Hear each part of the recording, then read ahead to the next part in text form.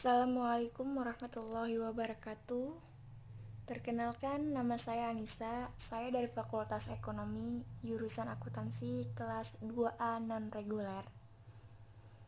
NIM saya 19012123. Di sini saya akan memaparkan beberapa materi tentang kewirausahaan Islam, yaitu yang pertama, konsep dan definisi kewirausahaan Islami. Yang kedua, karakteristik entrepreneur Islam.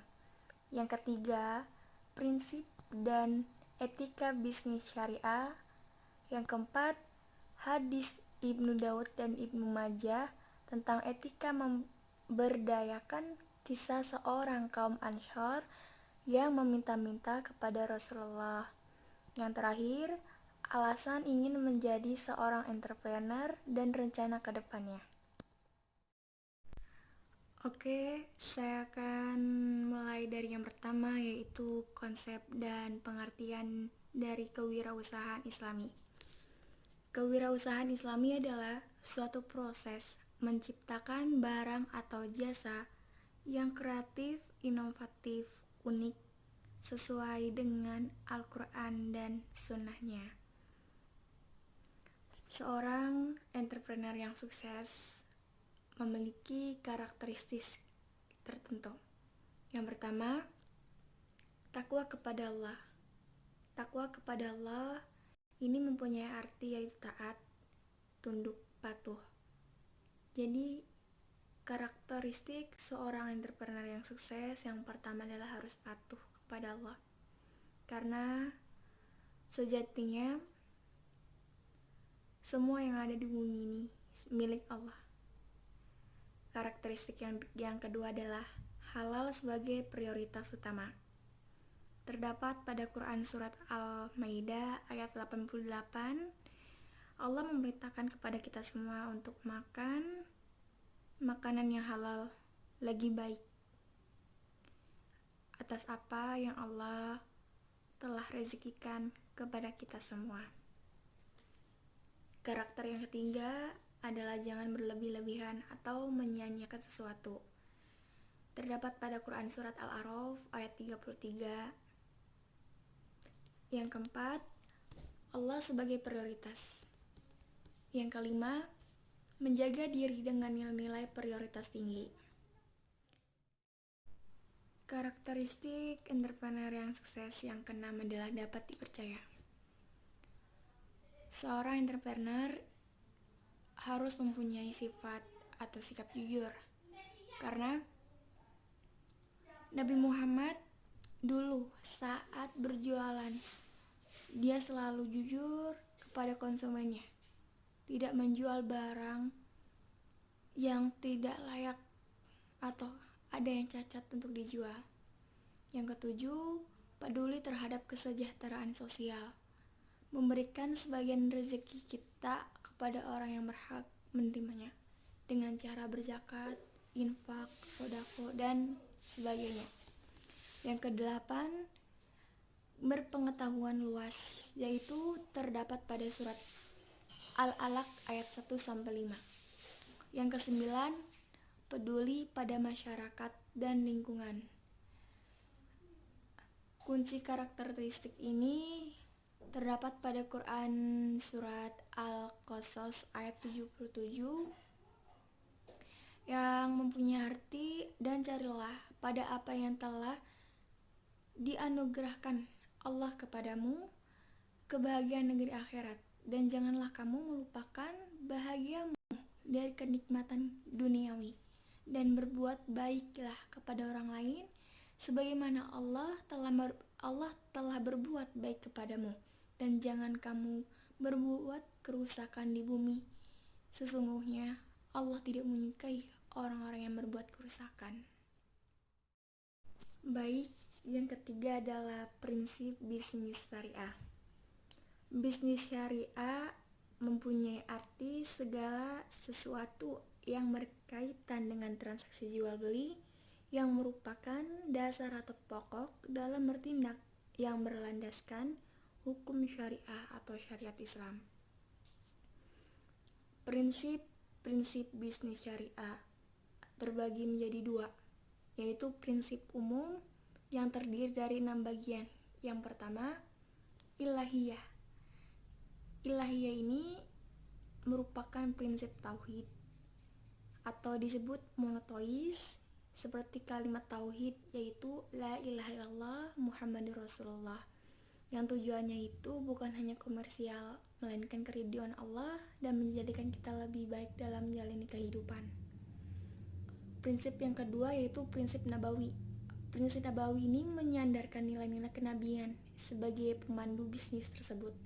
Di antara sifat-sifat nabi yang perlu kita contohkan dalam fondasi ekonomi sebagai berikut. Yang pertama yaitu sidik. Sifat sidik ini yang artinya jujur.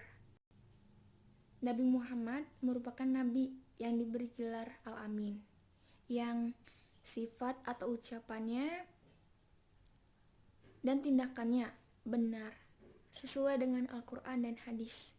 Kejujuran dalam bertransaksi jual beli maupun dalam kehidupannya yang patut kita contohkan dalam kehidupan sehari-hari, dan terdapat pada Quran surat An-Najm ayat 4-5.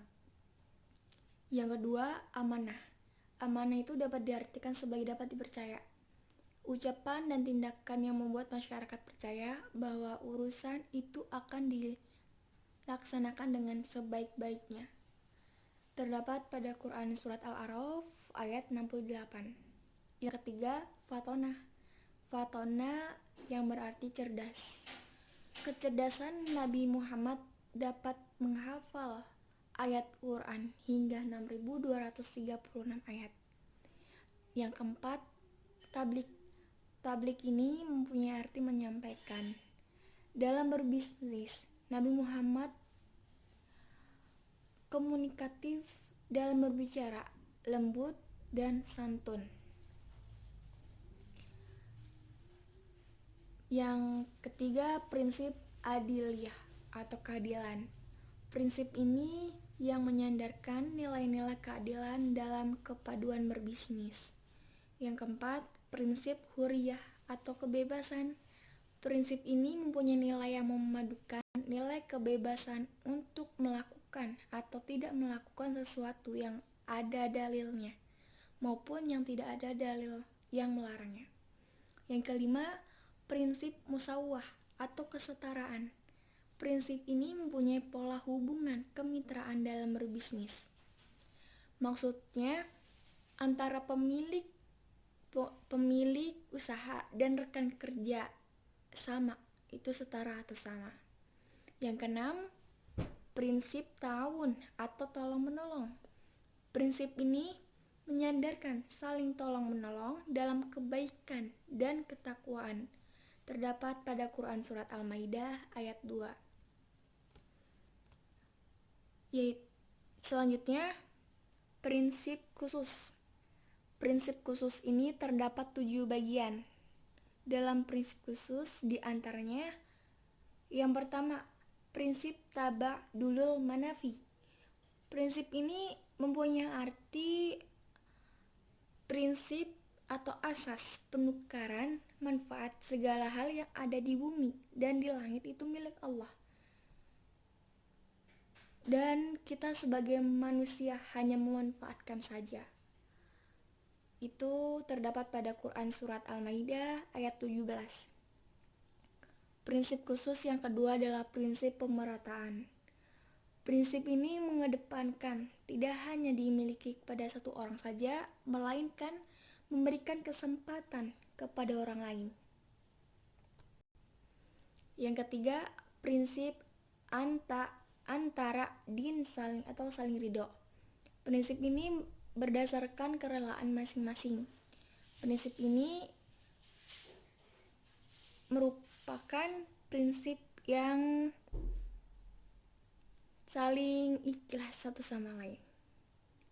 Yang keempat, prinsip adamul magadir, yaitu prinsip ini yang meniadakan unsur kemudaratan atau unsur yang tidak ada riba, zalim, gharar maisir, iktikar.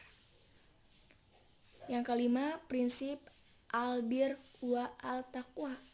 Prinsip ini yang berpegang pada kebenaran dan ketakwaan. Yang keenam, prinsip musyarakah. Prinsip ini yang mengedepankan kerjasama antar sesama. Yang ketujuh, prinsip kitabiah. Prinsip kitabiah atau pendokumentasian. Prinsip ini mengajarkan kita dalam bertransaksi jual beli harus mencatat setiap terjadi transaksi untuk bukti hukum dan sebagai alat bantu implementasi hukum. Etika bisnis syariah atau akhlak atau adab yang harus dilakukan sebagai entrepreneur. Yang pertama adalah bersifat memberdayakan, seperti membantu pihak lemah atau kaum duafa. Yang kedua, bersifat pembayaran upah, seperti mensegerakan pemberian upah kepada karyawan. Yang ketiga, etika jual beli dan hutang, seperti kita harus bersifat atau bersikap lemah lembut kepada orang lain, sopan dan santun dalam transaksi jual beli maupun dalam berhutang. Yang keempat, etika dalam pemasaran. Etika dalam pemasaran ini terdapat 10 poin penting yang harus dihindarkan dalam pemasaran. Yang pertama, ini tidak amanah. Yang kedua adalah tagrir, yaitu memujuk pihak lain untuk membeli barangnya atau menarik simpati orang lain dengan memberikan barang yang tidak sesuai.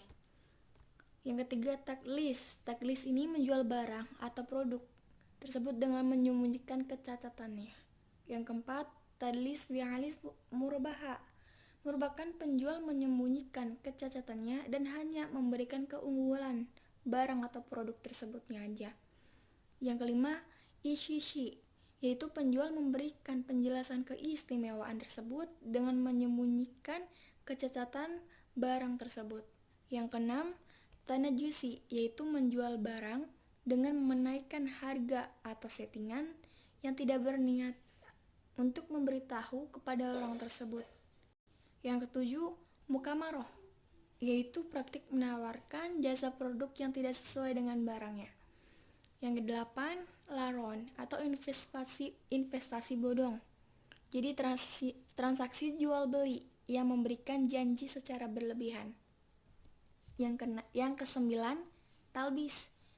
Talbis ini mempunyai arti menyembunyikan kecacatan suatu barang atau produk dengan sengaja. Yang kesepuluh, kitman, yaitu tindakan menyembunyikan informasi mengenai objek yang dijual yang seharusnya diketahui oleh orang lain. Hadis Abu Dawud dan Ibnu Majah tentang kaum Ansor yang meminta-minta kepada Rasulullah SAW, yaitu, ini lebih baik bagimu daripada nanti pada hari kiamat akan ada tanda di wajahmu akibat meminta-minta. Sesungguhnya meminta-minta itu tidak baik kecuali kepada 3 orang. Yang pertama, orang yang sangat fakir. Yang kedua, orang yang banyak utang. Dan yang ketiga adalah orang yang memiliki tanggungan membayar diat denda sebagai ganti kisos.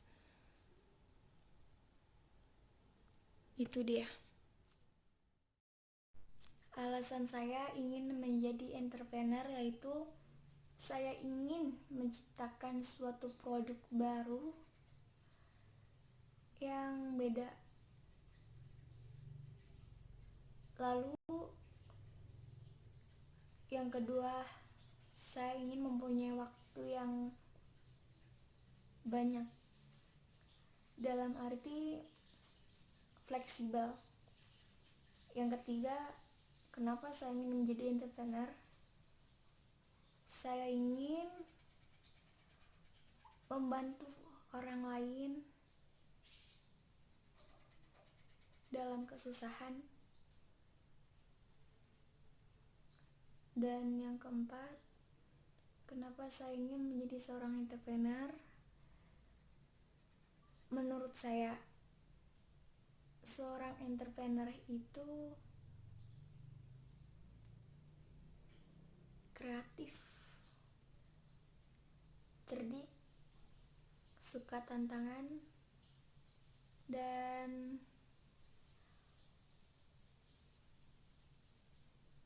pantang menyerah. Itu kenapa saya ingin menjadi seorang entrepreneur, salah satunya.